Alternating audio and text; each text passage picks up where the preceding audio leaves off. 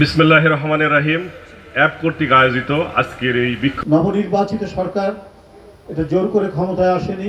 জনগণের প্রতি তার দায়িত্ববোধ আছে, জনগণের কাছে জবাবদিহিতা করে এই সরকার। কারণ একটি অবাধ সুষ্ঠু নির্বাচনের মাধ্যমে এই সরকার, বিএনপির এই সরকার ক্ষমতায় এসেছে।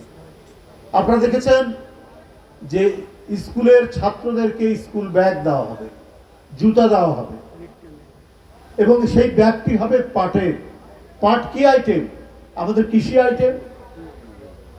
পাটের ব্যাগ দেওয়া হবে, এটা ঘোষণা করা হয়েছে। শিক্ষামন্ত্রী ঘোষণা করেছেন, সরকার ঘোষণা করেছে এইটা।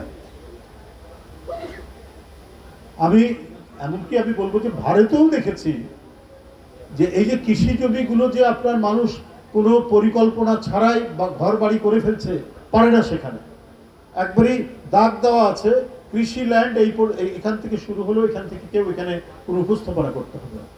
পরিবেশ দূষণের অন্যতম একটি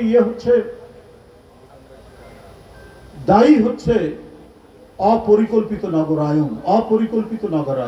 যেখানে সেখানে বিল্ডিং তুলে ফেললাম, একবার কৃষি জমির উপর আমি একটা বিশাল স্থাপনা করে ফেললাম।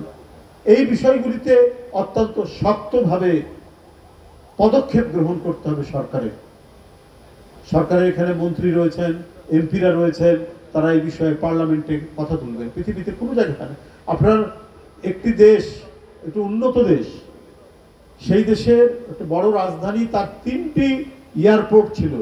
3টি এয়ারপোর্টের মধ্যে শুধু ইকোলজিক্যাল ব্যালেন্স ঠিক রাখার জন্য, পরিবেশগত ভারসাম্য ঠিক রাখার জন্য 3টি এয়ারপোর্টের মধ্যে 2টি এয়ারপোর্ট চালু রেখেছেন, আরেকটি এয়ারপোর্ট বন্ধ করে দিয়ে সেখানে গাছপালা লাগাচ্ছে।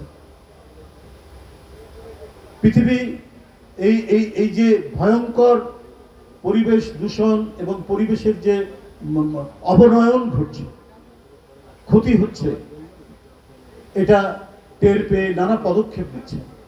সেই পরিবেশ দূষণ এটাকে মোকাবেলা করতে যে পদক্ষেপগুলি নেওয়া হয়েছে সেগুলো করতে হবে।